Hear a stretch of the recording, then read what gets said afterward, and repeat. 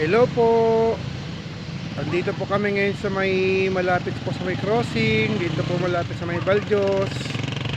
Siyempre po medyo mais-ayos po ang turingan po namin, kaya po nagpalakain po si Boss Ariel Ocampo, isang vlogger po na taga Pampanga. Ito po sila ngayon, oh, nag-e-enjoy po sila ngayon. Makikita niyo naman po sila. Ayan po si Boss Ronnie, si Ma'am Carla Jovini Pascasio. Ayan po sila, nag-aantay po nila yung order nila at mga halo-halo na in-order din po nila.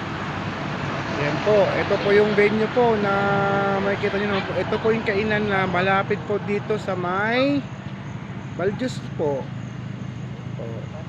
Ngayon, kung meron po kayong time or galing po kayo, nagka-travel po kayo kung saan po kayong galing, pwede po kayong mag break in dito or something na kumain po dito at magpahinga po dito dahil tabi lang po talaga to ng kalsada.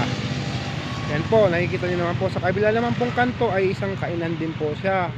Naiisa lang din po ang may-ari, na ang may-ari po ay si Boss Mike.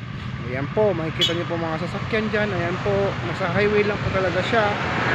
Ito po, dito po tayo ngayon, lumapit po tayo sa kanilang tatlo ngayon kung ano pong pinag-uusapan nila at kung ano po ang kinakain nila. Ayan po. Ayan po sila. Ayan po, yung tatlo po, nag-iintay po sila ng mga order po nila. Ayan po. Ito po yung restaurant dito na sinasabi ko po sa inyo na malapit po sa may Baljos. Ayan po.